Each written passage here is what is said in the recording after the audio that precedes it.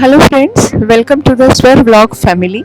Today is a very special, exciting day because मैं खड़ी हूँ आज यहाँ पोर्ट ब्लेयर एयरपोर्ट पर. इसका नाम है वीर सावरकर इंटरनेशनल एयरपोर्ट, जो कि अंडमान एंड निकोबार का कैपिटल है.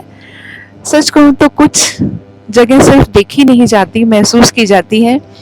ये आइलैंड उन्हीं में से एक है and this is going to be a very special trip. हमने IGI एयरपोर्ट से flights ली and after a smooth flight of 3 hours with a very scenic view from the aeroplane हम लोग यहाँ पर पहुँचे हैं. So let us explore with us the Andaman Nicobar. Welcome.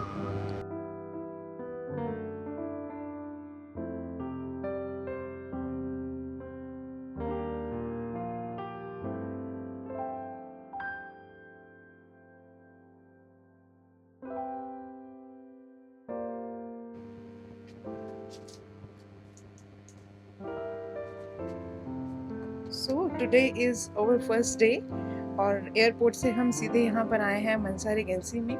So they have allotted us this room. So just have a view of the room, very nicely cleaned and proper good space, well lit, and we have liked the hotel also. So last में हम एक बार आपको इनकी rating भी ज़रूर बताएंगे, तो बने रहिए हमारे साथ. आज हम घूमने चलते हैं करीब 3 बजे के आसपास सेलुलर जेल में. वहीं पर ही लाइट शो भी होता है. तो let us explore today with all the details.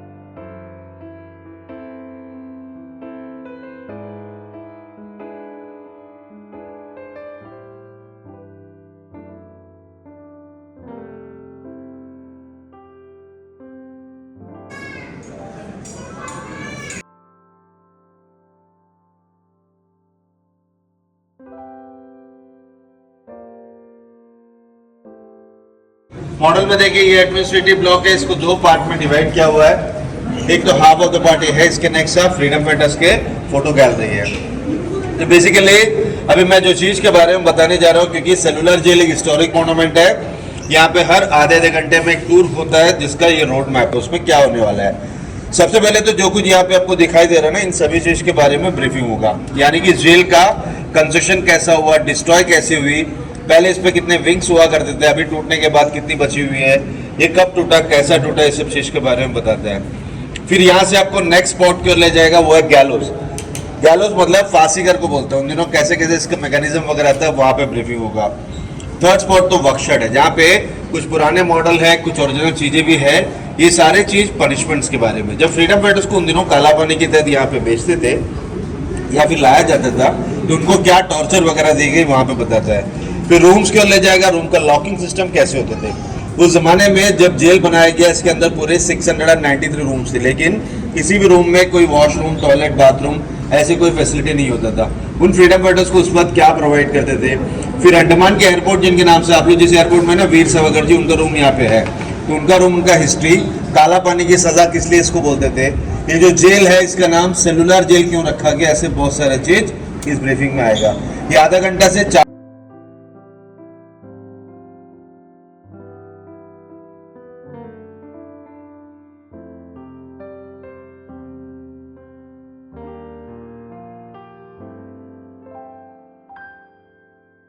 लोगों ने जिस ब्लॉक से प्रिंटर किए हैं, ये ब्रिटिश टाइम की एडमिनिस्ट्रेटिव ब्लॉक हो करते थे.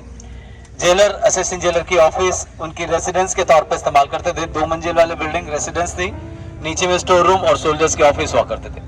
जहां पे आज एक एग्जीबिशन गैलरी फ्रीडम फाइटर्स के फोटो गैलरी है। एग्जीबिशन गैलरी में इंफॉर्मेशन दिए हुए हैं काला पानी का मीनिंग क्या है, यहाँ पे सेटलमेंट्स में अंग्रेज कब आए, जेल के निर्माण कैसे हुई और कैसे इन स्वतंत्र सेनानियों को यातनाएं दिया गया, रीडिंग सेक्शन है। और उसके बाजू वाले गैलरी में फ्रीडम फाइटर्स की तस्वीरें। फ्रीडम फाइटर्स भारत के सारे प्रांतों में फ्रीडम फाइटर्स थे, सबकी योगदान हमारी आजादी में थी, बट यहाँ पे सबसे ज्यादा बंगाल एंड पंजाब के फ्रीडम फाइटर्स की तस्वीरें उस गैलरी के अंदर देख पाएंगे और केस हिस्ट्री के साथ वो गैलरी बनी है। और इन फ्रीडम फाइटर्स की मार्क ऑफ रेस्पेक्ट में ही यहाँ पे दो मिसाल जल रही है, स्वतंत्र ज्योत, वंदे मातरम ज्योत is a mark of respect of freedom fighter. ज्योत के राइट बैक साइड आप देख पाएंगे जो व्हाइट कलर की प्लेटफॉर्म बनी है, स्मारक है, जो फर्स्ट वॉर ऑफ इंडिपेंडेंस से लेकर 1947 तक जितने भी फ्रीडम फाइटर हमारे लिए शहीद हुए उनके लिए बनवाया गया स्मारक, sign of sacrifice and sign of eyewitness. यहाँ पे जेल के गवाह ये वृक्ष, ये पीपल ट्री है।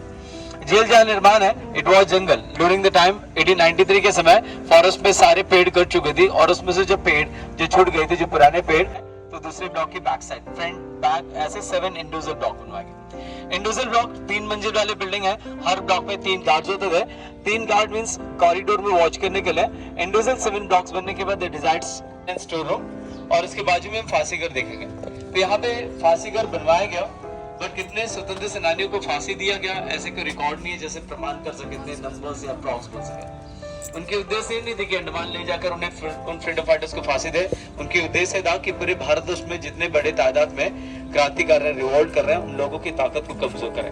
Case conspiracy, railway track case, postal case, 6 years, 8 years, 10 years की punishment period. And during the time यहाँ पे आने के बाद इफ दे किल समवन, वो किसी को हत्या कर गए, अगेन उन्हें सेंड बैक नहीं कर सकते।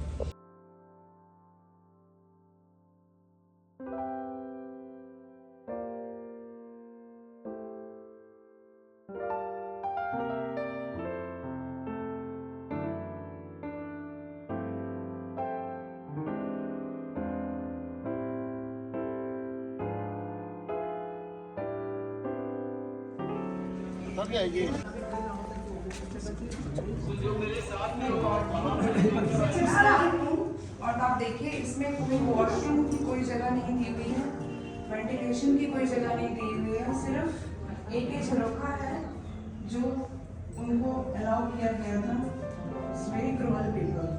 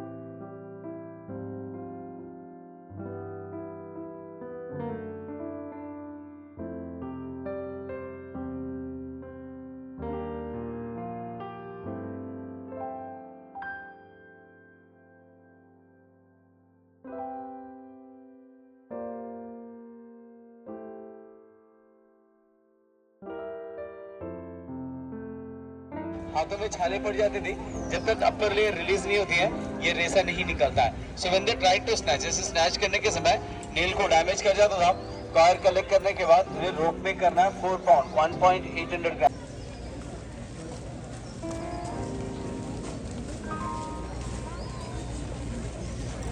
अब हमारे पास 7 ब्लॉक्स में से 3 ब्लॉक सिर्फ है, विंग नंबर 1 7 और इसकी right back side wing number 6 और रेस्ट ऑफ अदर ब्लॉक्स की जगह में न्यू बिल्ड हॉस्पिटल बन चुकी है। बिल्डिंग नंबर 2 के एक पार्ट ऑफ वॉल है ये।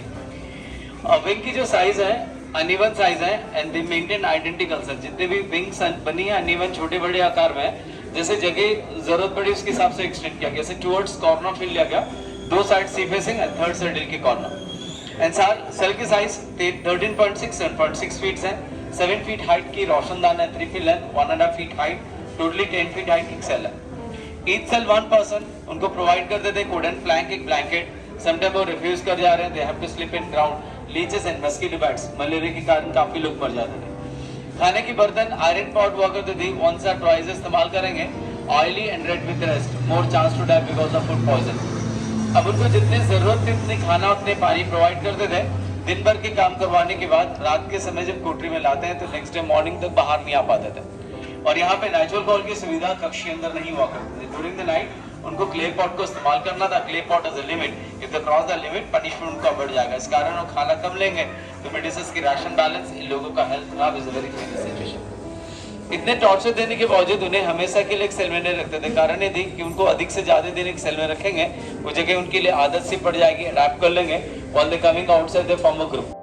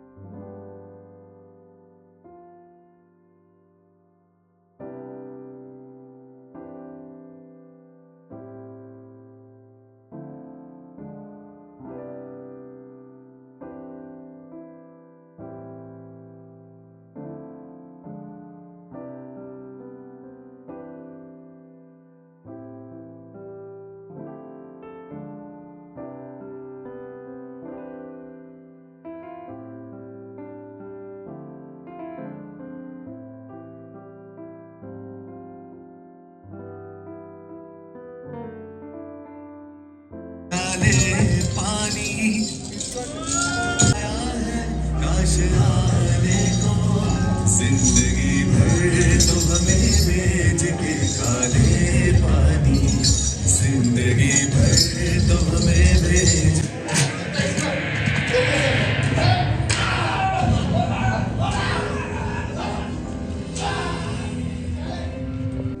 अपने बलिदान से जान की कुर्बान टापुओं को वो खौफनाक नाम दिया, काला पानी।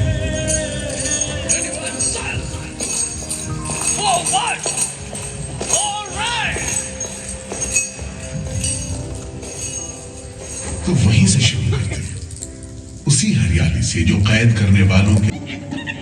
पुराने जमाने से ये कहानी चली आती है कि जब राम ने लंका पर चढ़ाई करने।